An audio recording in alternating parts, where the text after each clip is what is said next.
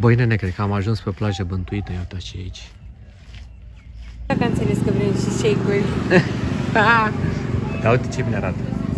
Da, arată super bine. Arată super bine și la ce preț. Și aici lângă. Și are și alune. Are alune, că e prima masă mâncării cu alune. Și cea mai tare, și aici o să las așa un pic de suspans, a fost cea în care mi-am dat seama cât de prost am fost. Deci noi ne bucuram că băgam benzină la sticlă. Era 40 de bați, cel mai bun preț, uneori chiar și 50, n-am luat la 50, doar la 40. Și doamna de la unde am luat acum scuturul ne-a spus, da, vedeți că este jumătate de litru. Eu într-adevăr am văzut că sunt sticle, da. Dar am crezut întotdeauna că e 1 litru acolo și de fapt era jumătate de litru. În condițiile în care am fost acum la benzinărie și am băgat de 46 de bați litrul, da? Și noi luam cu 40 de bați jumătate de litru.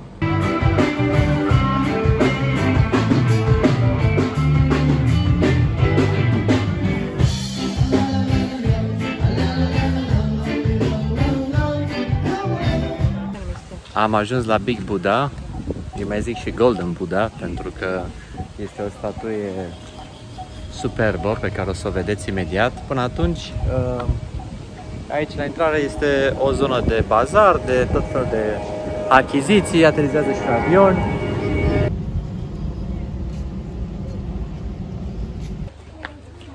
Este o căldură din aceea asupritoare, nimicitoare.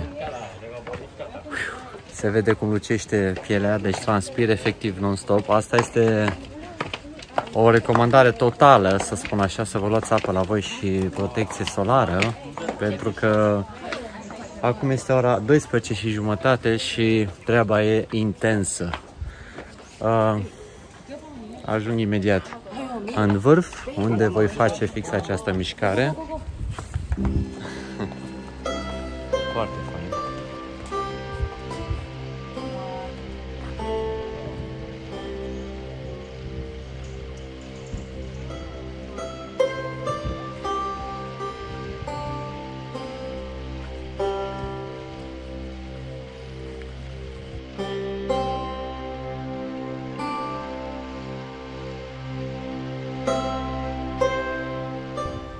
Locul în care este amplasată statuia este foarte frumos și foarte pitoresc.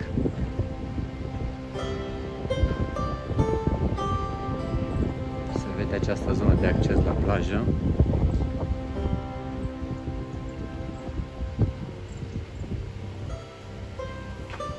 Arată foarte fain.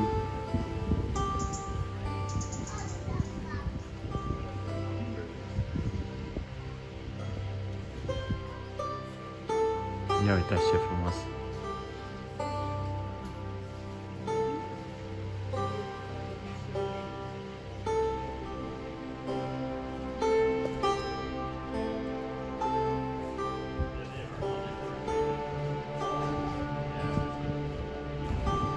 Am găsit aici un fel de băți pe marginea templului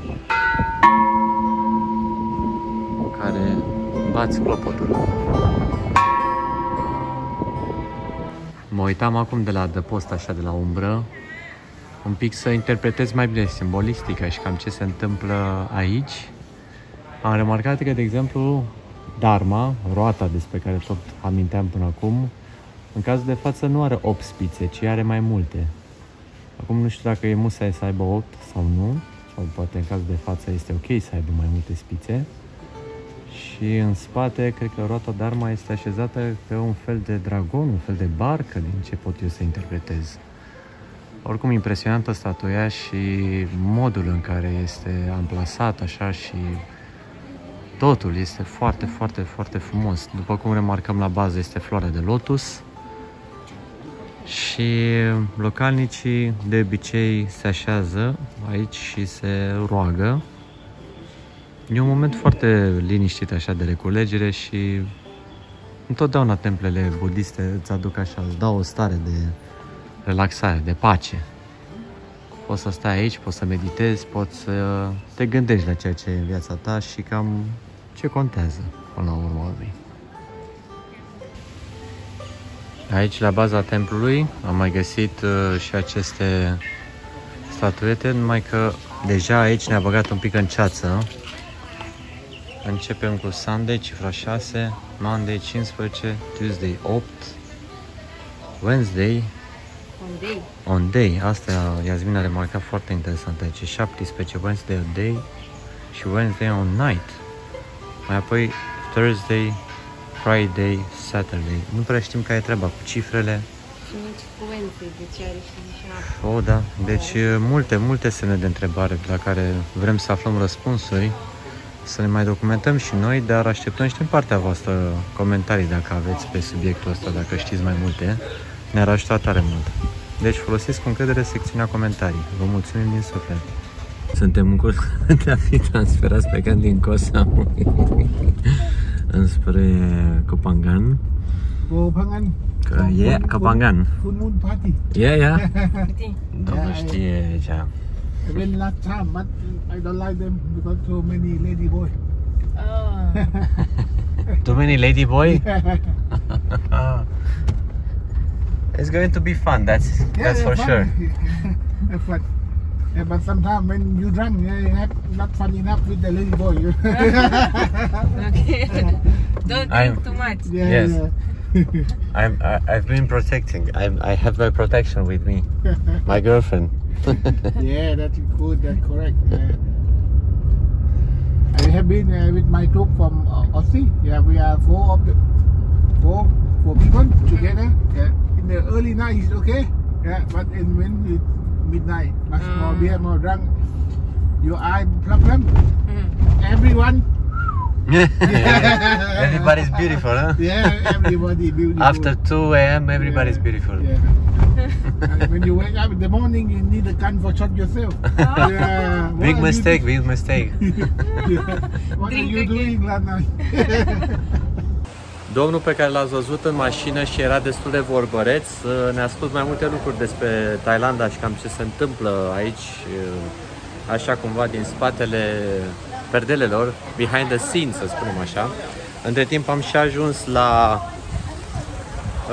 dock, de unde să luăm feribotul spre Kopangan și hai să vă povestesc puțin. El avea o companie de transport, făcea turism înainte de situația pandemică. Da, și deci înainte de pandemie el avea o agenție, făcea turism, chestii, după care a dispărut tot business-ul lui. Bine, noi pornisem discuția cumva de la Full Moon Party, unde să ajungem și de aici am intrat așa un pic mai deep în discuții, n-am ținut-o destul de superficială.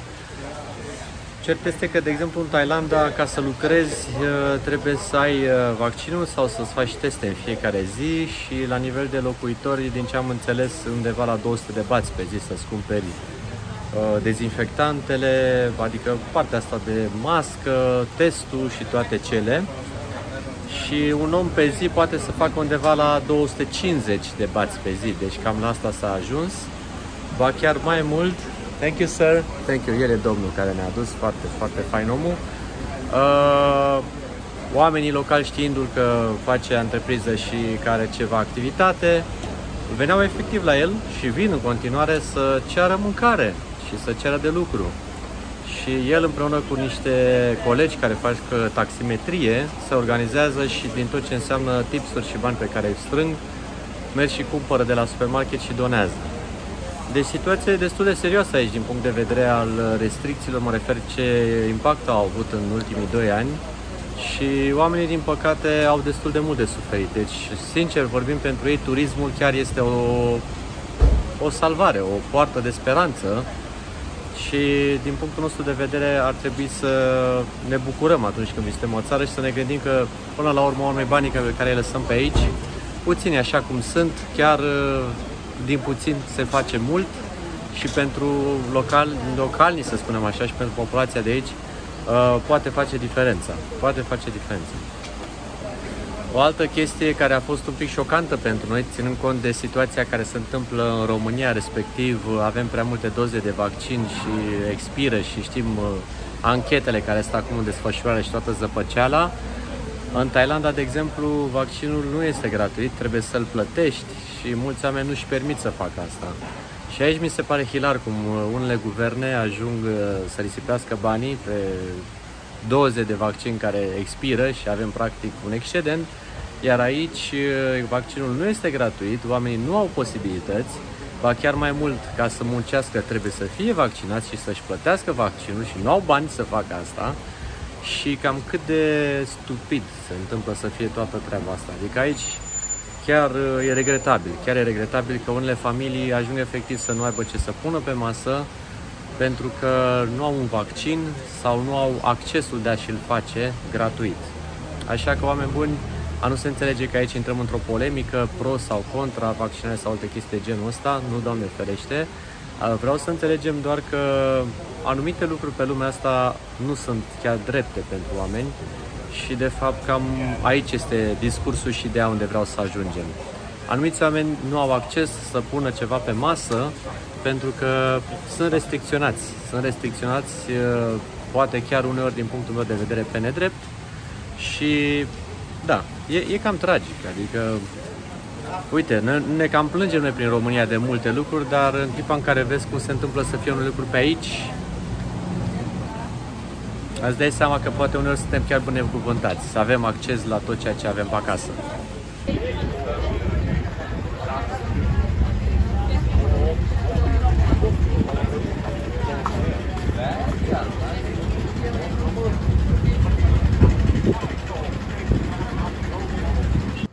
Ne-am cazat și în Copangan. Cerere mare pe cazare. Na, vorba aceea. Full moon party. Cea mai minimalistă cazare. Tot la 15 euro. Welcome. Tot la 15 euro, dar nu prea reflectă, dar asta e situația. Adică nu prea am avut de unde alege. O cameră super minimalistă. 2 bucăți de ventilatoare. Țaca-paca. 2 paturi dezlănate. Să nu ne bâltăc. Prea mult am dormit împreună, exact. Și ce să faci? Asta e o... Uite ce scrie aici, că please do not put no chip because your own chocolate bar or brown anaconda will not flash. It will be problem smelly. Ce funny, da. Asta e bună, ne-a plăcut. Așa, un dușlachis. Uite, avem apă, uite, cine are picioare de urechi? E, bun, pot să mă... răsfăț.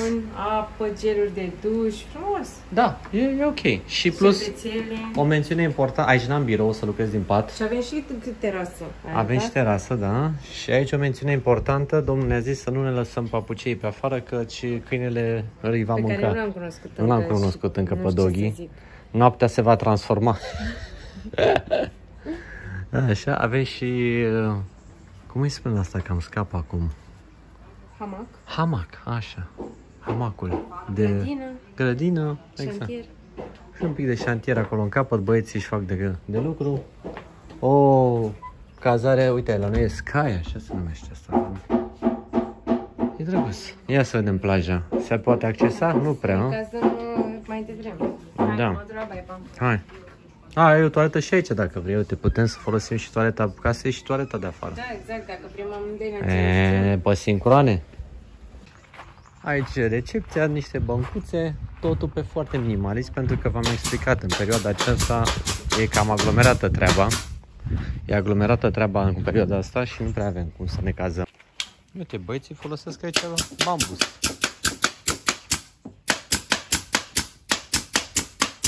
Capsează cu mașina.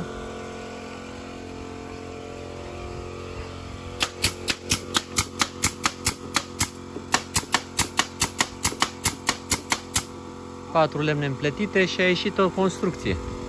Țaca-paca. Ia uite cum aici au ridicat, au pus un acoperiș și aia a fost. Aici e plaja, nu prea e ce trebuie plaja. Dar, încă o dată, noi nu pentru asta am venit aici. Ne poți bărăci, dacă am pe minimalist, așa.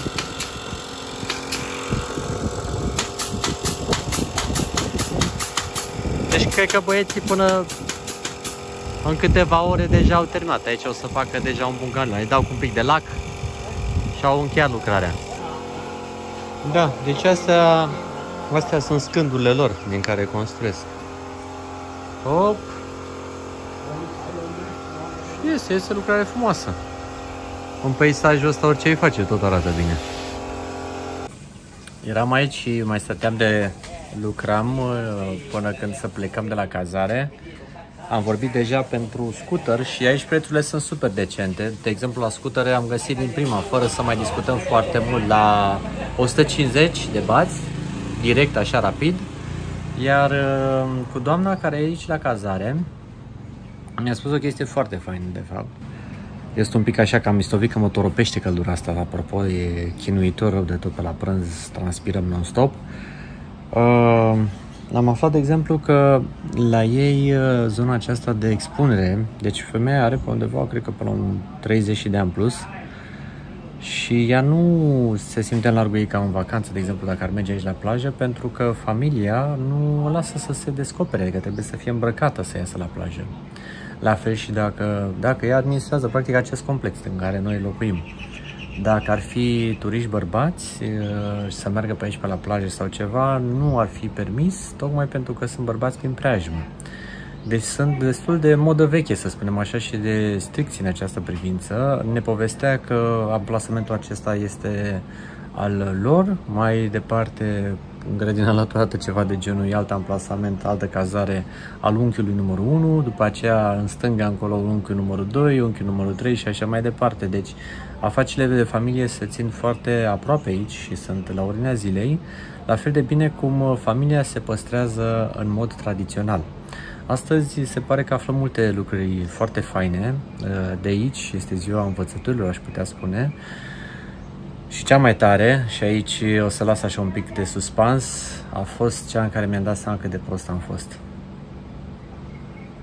Și clipesc așa în gol. Deci noi ne bucuram că băgam benzină la sticlă. Era 40 de bați, cel mai bun preț, uneori chiar și 50, n-am luat la 50, doar la 40. Și doamna de la unde am luat acum scutorul ne-a spus, da, vedeți că este jumătate de litru. Eu într-adevăr am văzut că sunt sticle, da. Dar am crezut întotdeauna că e 1 litru acolo și de fapt era jumătate de litru. În condițiile în care am fost acum la benzinerie și am băgat de 46 de bați litrul, da? Și noi luam cu 40 de bați jumătate de litru. Cum e asta? Bine măcar că ne-am dat seama, într-un final. Adică mă gândesc, poate aveți un concediu și stați o perioadă mai scurtă decât suntem noi pe aici, stai că mai știi ca freza cu facepalm-ul ăsta. Deci, oameni buni, benzineria e mai avantajoasă decât benzina la litru, la sticlă, unde v-am spus bagi jumătate de litru. Pentru că la benzinerie e vreo 45-46 de bați litru, pe când la sticlă jumătate de litru e 40. Aia, vezi, asta e prostia când crezi ceva și nu cercetezi, nu te interesezi. Eu am crezut că e 1 litru, nu m-am interesat realmente dacă e 1 litru sau nu. Dar uite, sincer vorbind, în unele cazuri am spus 1 liter, le ziceam să bagi o sticlă și le ziceam 1 liter. Dar vezi, oamenii n-au sărit să spună, nu, this is half a liter. Ei își făceau treaba, ne luau banii și cu asta basta. Deci când îl închiriați scutere, ați înțeles ce aveți de făcut și de unde să alimentați. Asta este sfatul zilei. Ia să vedem cum arată prima plajă pe care am găsit-o aici pe frumoasa insulă Koh Phangan. Plaja se numește Secret Beach. Și să vedem cât de secretă e, dacă cineva a mai găsit-o sau nu. Arată deja interesant. O locație destul de turistică, aș putea spune așa.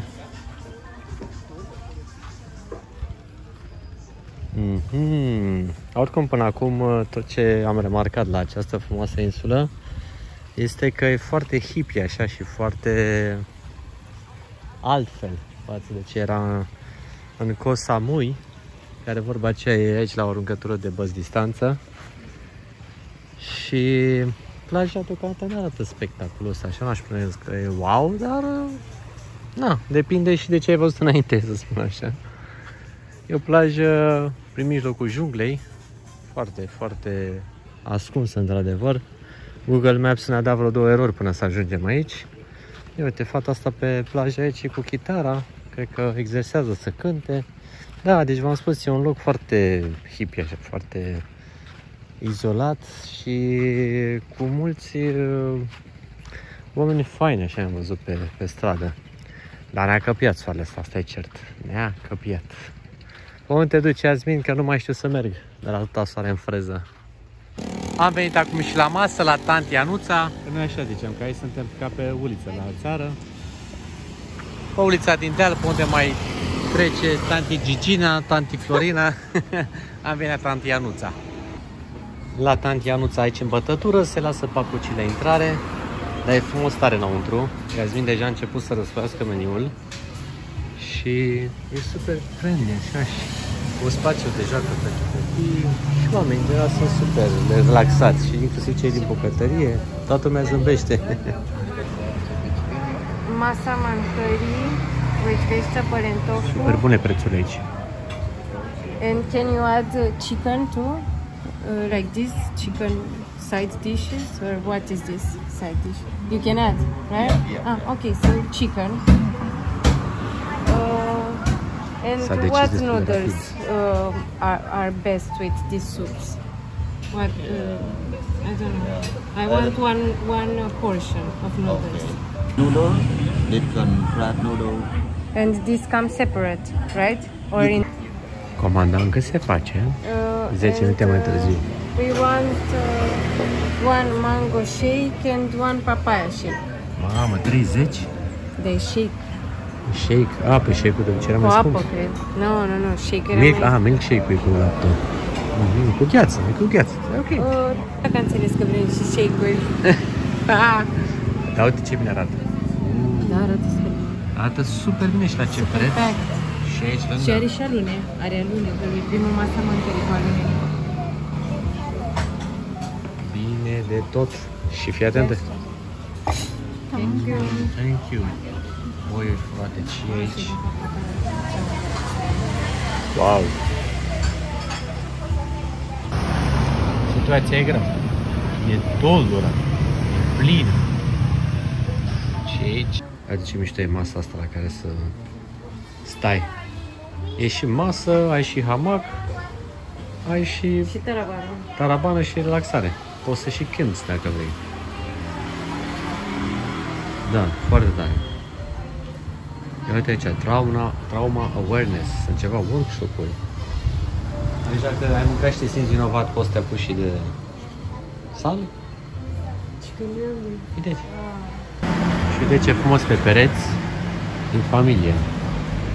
Domnul care ne-a servit, doamna de la bucătărie și copiii. Tare.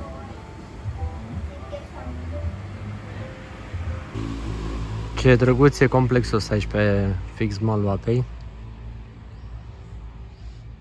Cu palmieri, cu căsuțe.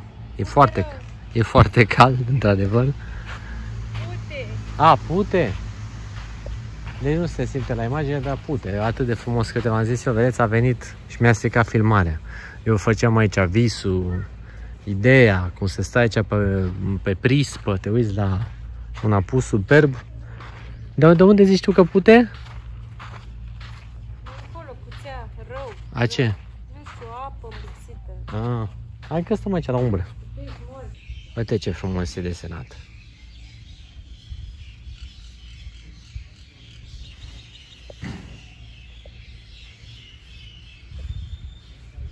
Nu ne-a prea plăcut acolo la plaja unde am fost înainte și am zis hai să venim la plaja Zen Beach.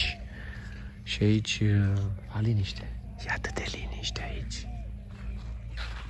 Nadie, nici vântul, nu se întâmplă nimic. E super liniște peste tot. Drumul până aici a fost o provocare, așa a fost peste tot inundat cu multe bălți. Nu prea se vede. Provocarea de a ajunge aici e destul de mare și dacă o să veniți de pe Google Maps, nu o să vă ducă unde trebuie. Trebuie să căutați Zen Beach Parking. Dacă căutați doar Zen Beach, o să vă ducă undeva greșit. V-am dat sfatul zilei, pontul zilei.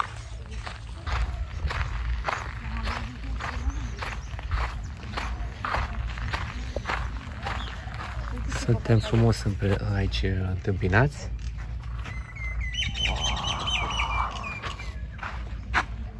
Deci aici avem o dată papaya, se vede aici sus. Unde? Uite în stânga, în copac, uite ce înalt e. Și avem peacock tree. Super. Treaba începe să se mai relaxeze. Așa ei sunt păpuși de la ciudate.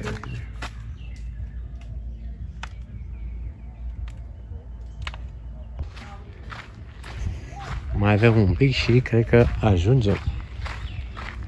Peste tot sunt acele indicatoare. Am zis, cealaltă plajă chiar era urâtă, n-avea nici apă prea bine. Nu știu, era totul foarte neprietenos. Aici de oamenii trăiesc, au case chiar, fac sport.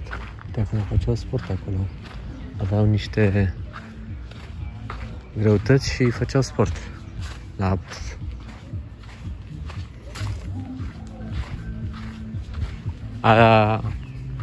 Altceva?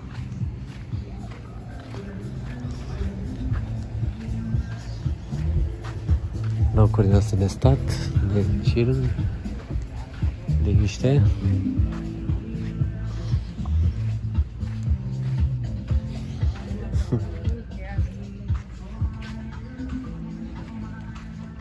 E...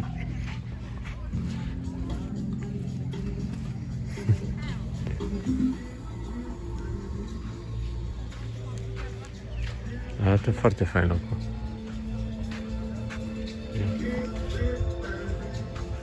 Stai aici frumos, o băiță și te uiți la apus.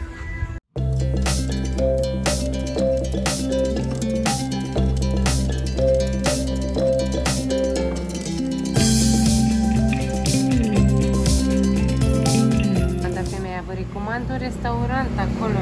Păi da, și da, m-am gândit că după ce ne-a zis că vărul are casa de lângă, ălalt are hotelul de lângă, ălalt are nu știu ce, cum, unchiul de la. Așa? Ceea ce, if you want to eat, I recommend you a good restaurant there. Thank you. Gata, până acum. Deci mă gândeam, eram, mă, da, dacă hotelul ăla e așa, restaurantul Păi da, ăla până acum ai ceva de reproșat? Nu, normal că 50 are recenzii super bune. Da.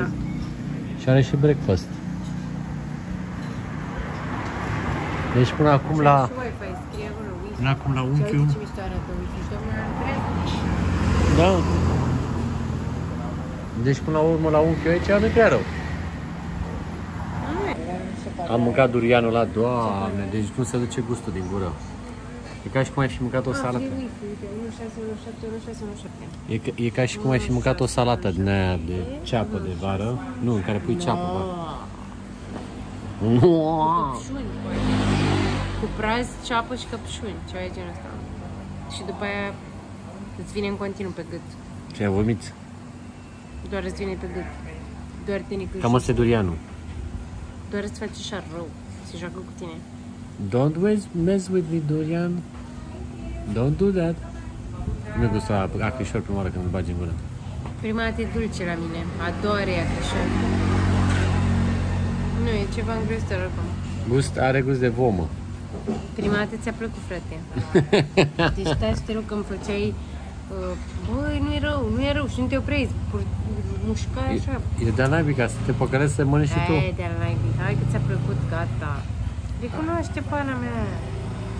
Nu e o rușine. Ce a venit prima porție. Și ne-a zis că nu ne e foame. Mie de fapt nu mi-era foame, mi-am luat așa de poftă. De poftă ți-ai luat un... Și nu avem nici frigider să zici că o țin până. Îi zic, Doamne, stai, vă rug, țineți-mi și mi-a frigider și o mănânc dimineața. Doamne, câta porție ai zis, e plină, plină de creveți peste tot. Hai! Deci nu vine să credem. 142 feluri imense, deci uitați-vă cât e una. 50 a fost ăsta, ăsta a fost 50 și ceva. Deci uite 80, 50, 10. A fost 50 ăsta. Mamă. A fost imens. Da, uite de cât a rămas. A avut o tonă de zeamă din aia delicioasă. 50. Doamne, deci e cel mai bun deal pe care l-am avut în viața mea. Deci e mai ieftin decât la târg. Very good, sir, very good. Thank you, thank you, very good. Problema și care că... am zice. Zi. Bun? Oh. Yeah. Deci astăzi am vorbit numai urât. Dar unde-s bănuții? Că vreau să lași omul ăsta.